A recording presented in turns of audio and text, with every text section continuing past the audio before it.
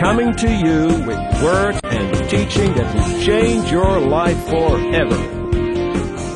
All things that you will ever need in your life, they're wrapped up in the Word. Go for the Word.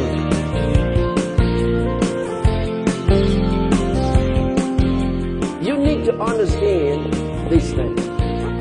And when you get a hold of it, keep saying it. Don't stop talking it. Keep saying it. Keep saying it. The Bible says in the city of Ephesus, so mightily grew the word of God and prevailed. Can you shout amen? I'm set on the course that I must follow. In the name of Jesus. Prosperity is mine. In the name of Jesus. The Lord is my shepherd. I shall not want. He makes me lie down in green pastures. He leads me beside the still waters. He restoreth my soul. Pastor Chris, worth hearing.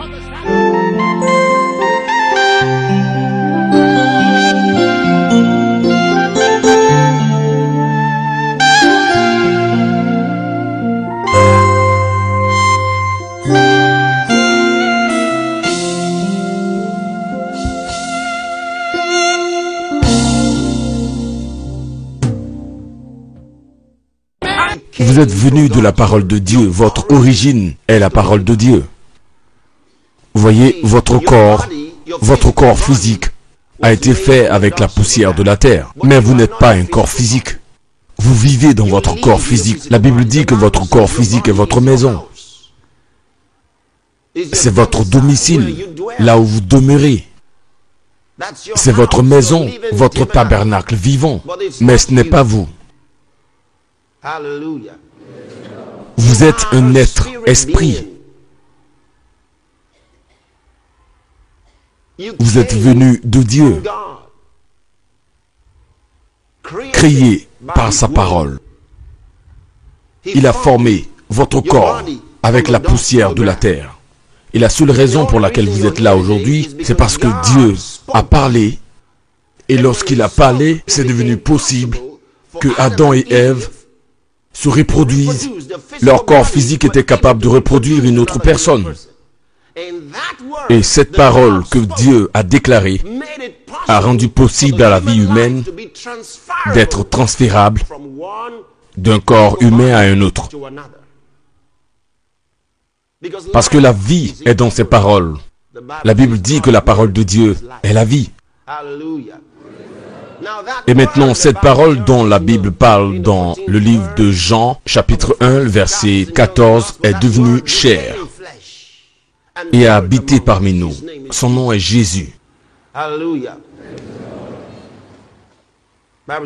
La Bible dit qu'il était dans le monde a été fait par lui. Jésus, il est la parole de Dieu faite chair.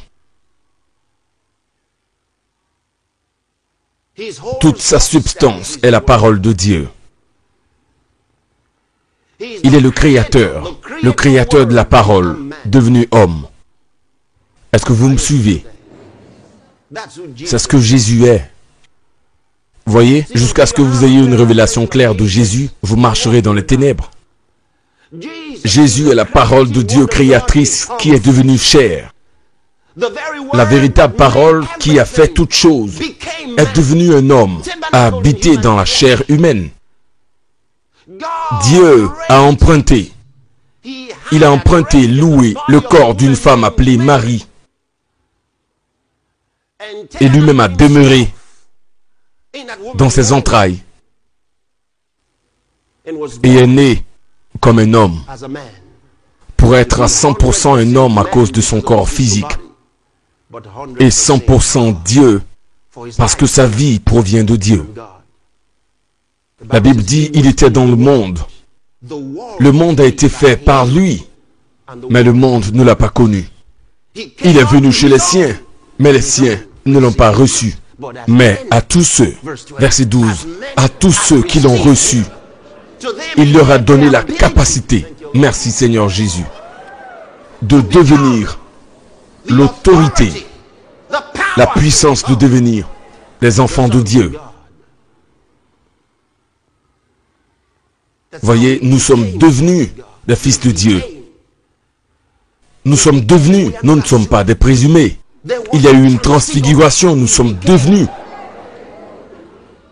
humains que nous étions, nous sommes devenus divins. À tous ceux qui l'ont reçu, à eux il a donné la capacité, une énergie divine. Quelque chose s'est actuellement produit. Et nous avons été recréés et sommes devenus des fils de Dieu. C'est ce que Jean a dit. Maintenant, nous sommes devenus des fils de Dieu. Il a dit ce que nous deviendrons ne transparaît pas actuellement. Mais nous savons, gloire à Dieu, que lorsqu'il apparaîtra, nous deviendrons comme lui. Et nous le verrons tel il est. En d'autres mots, même si actuellement, lorsqu'on nous regarde, on ne pourrait pas parler de nous aux autres. Il dit cela ne transparaît pas encore ce que nous deviendrons. Mais nous savons que lorsqu'il apparaîtra, nous deviendrons comme lui. Mais déjà actuellement, il dit, maintenant, nous sommes des fils de Dieu. Nous le sommes maintenant, nous n'allons pas le devenir, nous le sommes maintenant, gloire à Dieu. Vous savez, voici des choses que le monde ne veut pas que nous parlions. Pourquoi est-ce que Jésus a été crucifié par les hommes? Pourquoi est-ce qu'ils l'ont fortement haï? Pourquoi ont-ils détesté Jésus? À cause de ses paroles. Rien d'autre. Ce sont ces paroles qui l'ont mise dans leurs problèmes. Ces paroles. Il ne parlait pas comme un être humain normal.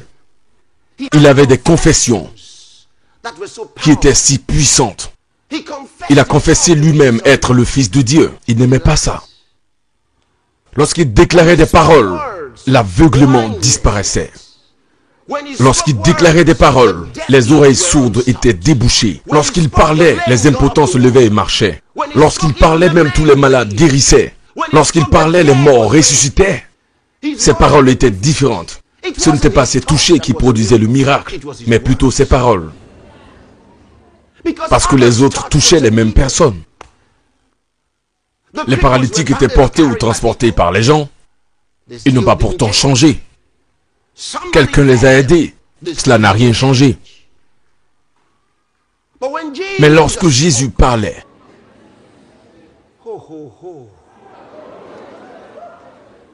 il y avait un changement significatif. Il y a ceux qui l'ont touché.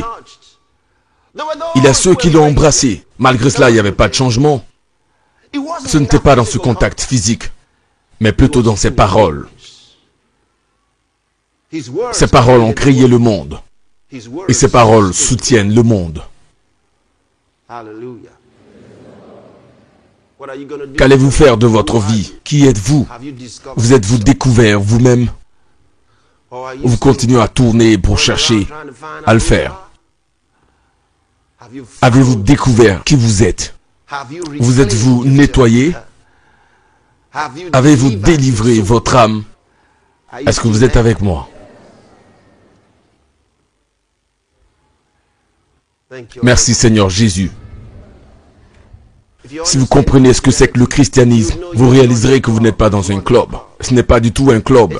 Ce n'est pas une belle association de croyants. C'est plus que cela. La Bible dit, si quelqu'un est en Christ, si quelqu'un est en Christ, si quelqu'un, toute personne, si quelqu'un est en Christ, il est. Il ne le sera pas, ce n'est pas une promesse, c'est une déclaration de fait, il est. Voyez ce que la plupart des composants de l'Église n'ont pas fait, c'est d'oser accepter la parole de Dieu telle qu'elle est. C'est ce que la plupart des chrétiens n'ont jamais fait. Oser accepter la parole de Dieu telle qu'elle est. Être audacieux pour accepter la parole de Dieu telle qu'elle se présente. Chaque fois, vous savez, ils essaient de la redécouvrir. Vous savez, ils essaient de la mener à être plus convenable à eux.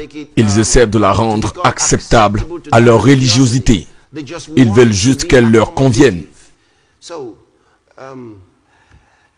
Donc ils pensent que s'ils osent croire à ce qui est écrit, ils changeront. Pourtant, ils ne veulent pas changer. Mais pensez-y, il vous a aimé plus que vous ne vous aimiez vous-même. Il est plus ambitieux pour votre succès que jamais vous ne l'auriez pensé. Y avez-vous déjà songé? Déjà rencontré quelqu'un qui vous aime plus que vous ne vous aimiez vous-même? C'est difficile pour vous de le figurer, ça. Mais c'est un fait de vie. Si seulement vous pouvez croire à ça, ça changerait beaucoup de choses. Si seulement vous pouvez croire qu'il vous a aimé plus que vous ne vous aimez vous-même. C'est pourquoi vous savez dans l'Ancien Testament, lorsqu'il a dit « Abraham a cru Dieu », ce qui signifie en hébreu, cela veut dire que Abraham a fait une offrande de lui-même inqualifiable à Dieu, à Jéhovah. Lorsqu'on dit Abraham a cru en Dieu, ce n'est pas comme, voyez, vous lisiez en anglais, vous dites Abraham a cru en Dieu. Non, cela veut dire qu'Abraham s'est offert lui-même à Jéhovah, un abandon total de soi. C'est ce que la version hébreu dit. Il lui a fait confiance qu'il était celui qu'il dit qu'il était.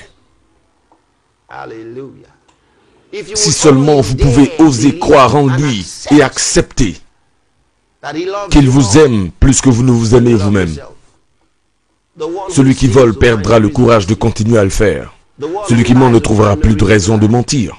Celui qui fraude ne trouvera plus de raison de le faire. Vous savez pourquoi? Parce que vous vous êtes jeté dans les bras et le plan de celui qui vous aime plus que la vie. Pensez-y. Parce qu'il s'est donné lui-même à vous. Il a dit qu'il n'y a pas de plus grand amour que de donner sa vie pour ses amis. Il a dit, je suis le bon berger. Écoutez ces paroles. Écoutez ces confessions. Vos luttes ne sont pas nécessaires. Il a dit, je suis le bon berger. Le bon berger donne sa vie pour ses brebis. Il n'a pas dit, je suis un bon berger. Il a dit, je suis le bon berger. Article défini. Je suis le bon berger. Il est en train de vous dire qu'il n'y en a pas nombreux. Il n'y a qu'un seul. Il a dit, je suis le bon berger.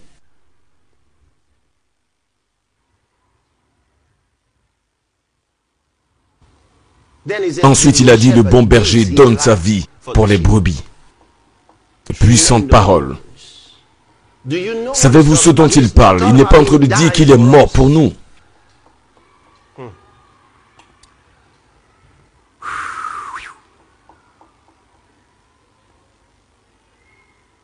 Est-ce que vous êtes encore avec moi?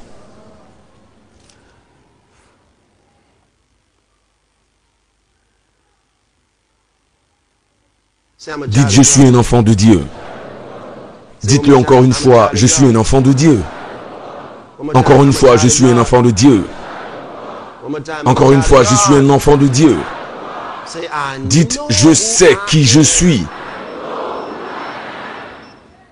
L'évangile de Saint Jean, chapitre 10. Je suis un enfant de Dieu. Je sais qui je suis.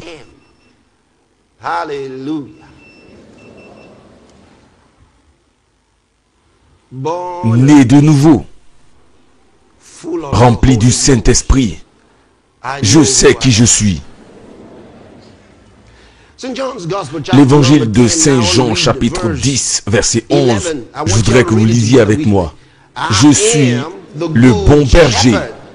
Le bon berger donne sa vie pour les brebis. Encore une fois, je suis le bon berger. Le bon berger donne sa vie pour les brebis. Maintenant, vous savez, dans certains cercles chrétiens, ils disent, oh yeah, Jésus dit qu'il est le bon berger, il est mort pour nous. Non, non, ce n'est pas du tout ce qu'il est en train de dire. Lorsqu'il a dit, je suis le bon berger, j'aimerais que vous compreniez qu'il parlait de l'alliance. Premièrement, il n'était pas le berger du monde entier. Il était le berger d'Israël. Il était le bon berger d'Israël.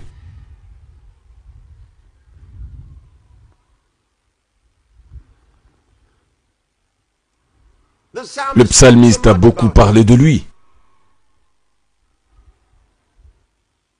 Il était le bon berger d'Israël. Il a dit, je suis le bon berger. Le bon berger. Il n'a pas dit, je suis un bon berger. Mais je suis le bon berger. Ensuite, il nous dit comment faire pour reconnaître le bon berger. Il donne sa vie aux brebis.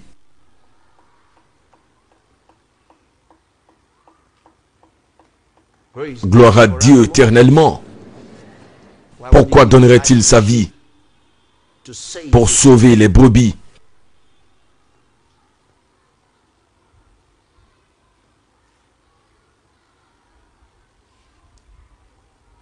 Pensez-y. J'ai dit, il ne parle pas du fait de mourir à la croix pour nous.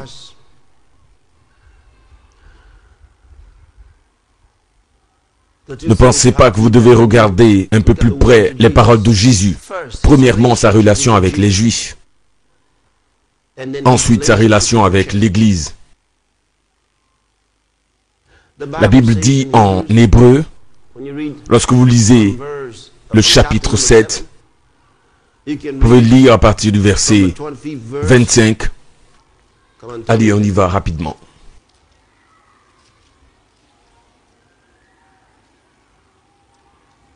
Hébreux 7, verset 25, il dit, de là vient aussi qu'il peut sauver entièrement ceux qui s'approchent de Dieu par lui, étant toujours vivant pour intercéder pour eux.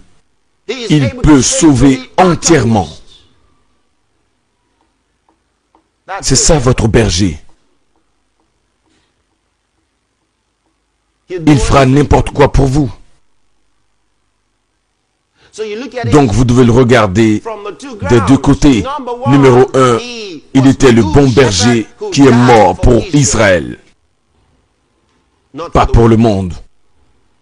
Il n'est pas mort pour nous tous comme étant notre berger. Il est mort pour Israël comme leur berger. Il était leur bon berger. Il est mort pour Israël. Souvenez-vous de ce qu'il a dit, le souverain sacrificateur. Il a dit qu'il était mieux qu'un seul homme meure au lieu de voir périr toute la nation. Il parlait du fait que Jésus devait mourir à la place de la nation d'Israël. Donc il a livré Jésus pour être crucifié. Et la Bible dit que le souverain sacrificateur Caïphe ne savait pas qu'il prophétisait que Jésus devait mourir à la place d'Israël. Donc il a donné sa vie pour cette nation. Il était leur bon berger, le bon berger dont David a parlé dans le psaume 23. Vous vous en souvenez? Qu'est-ce qu'il dit? L'Éternel, Jéhovah est mon berger. Jéhovah est mon berger. Donc quoi? Je ne manquerai de... Allez-y, dites-le-moi. Il a dit, l'Éternel est mon berger, je ne manquerai de rien. Ça, c'est une puissante confession. Il a dit, Jéhovah est mon berger, donc je ne manquerai de rien. C'est impossible pour moi de manquer de quoi que ce soit. Jéhovah est mon berger. Il a dit, je connais le bon berger. Il n'y en a pas deux, il est seul. Son nom est Jéhovah, il est mon berger, et je ne manquerai de rien. Ce bon berger est mort pour eux. Il leur a donné sa vie. Et dans le processus, il est mort pour le...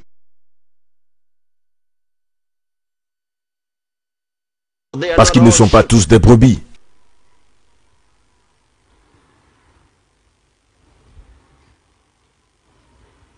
Savez-vous ce qu'il a dit aux Juifs? Il a dit, j'ai encore d'autres brebis. Ils ne sont pas dans cette bergerie. Il a dit, j'irai les chercher. Je les rassemblerai.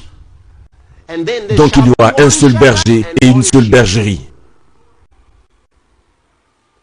Qu'est-ce que cela signifie? J'ai encore d'autres brebis qui ne sont pas dans cette bergerie. Laquelle? La bergerie des Juifs.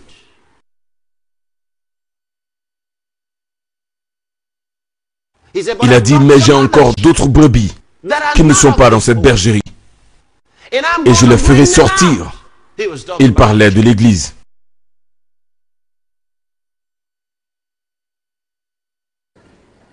Et ensuite, il l'a fait et est devenu notre berger.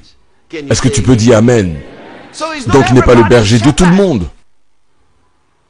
mais il est mon berger. Et Paul l'a crié dans le 2e épître du livre des Éphésiens. Il a fait des deux un. La bergerie des Juifs et cette autre bergerie, gloire à Dieu, elle est sortie du monde des pécheurs. Il n'a fait des deux qu'un et a brisé le mur de séparation qui existait entre eux. Il a dit qu'il est notre Père. Donc il a emmené les deux et a fait deux un afin de faire la paix, gloire à Dieu. Maintenant il n'y a qu'une seule bergerie et un seul berger. Donc, si vous connaissez réellement Jésus comme votre berger, vos luttes sont terminées.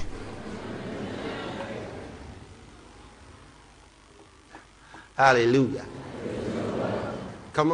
Allez, allez, est-ce que vous me suivez? Oh oui, cela est très important. J'essaie d'introduire le sujet à votre intelligence. Est-ce que vous êtes avec moi? Comprenez qui il est et qui vous êtes. Il est votre berger. Il est votre berger, le bon berger. Le bon berger est votre berger. Il y a beaucoup de bergers, mais il y a le bon berger. La Bible dit qu'il est capable de sauver entièrement. Maintenant, il ne donnera pas sa vie pour vous. Vous savez pourquoi? Simple. Pourquoi Jésus ne donnerait-il pas sa vie pour vous aujourd'hui? Répondez.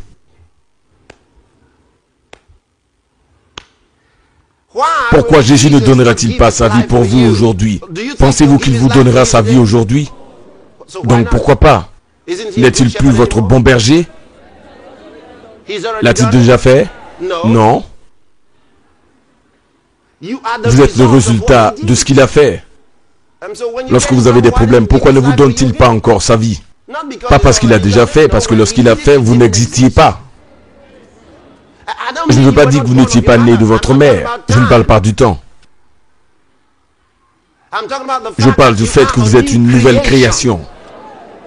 Celui qui n'a jamais existé auparavant. Vous êtes le résultat de ses œuvres. Sa mort, son ensevelissement et sa résurrection.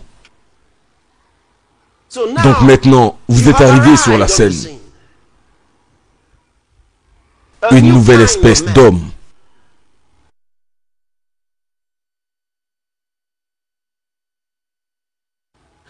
Donc pourquoi est-ce que Jésus ne vous donnerait plus sa vie encore? Pourquoi ne mourrait-il pas encore pour vous? On vient juste de lire dans Hébreux chapitre 7, le verset 25. Il a dit qu'il peut sauver entièrement ceux qui s'approchent de Dieu par lui, étant toujours vivant. Il est toujours vivant pour intercéder pour eux. Donc il n'y a pas de mort là. Il peut les sauver entièrement. Donc pourquoi ne mourrait-il pas encore pour vous? Je ne devrais pas vraiment dire encore, plutôt, pourquoi est-ce qu'il devrait mourir pour vous? Allez, parlez. Dites-moi quelque chose. Ne me regardez pas comme ça. Je voudrais une réponse. Donc vous attendez que je réponde à ma propre question. Ce qui n'est pas juste. Je vous donne un exercice de maison. Alléluia. Voyez, vous devez comprendre qui vous êtes. Pourquoi Jésus ne peut pas mourir pour vous? Il ne peut pas mourir pour vous. Pourquoi? Parce que vous avez sa vie.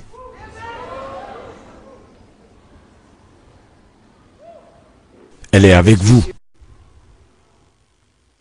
Vous vivez sa vie. Vous ne pouvez pas mourir.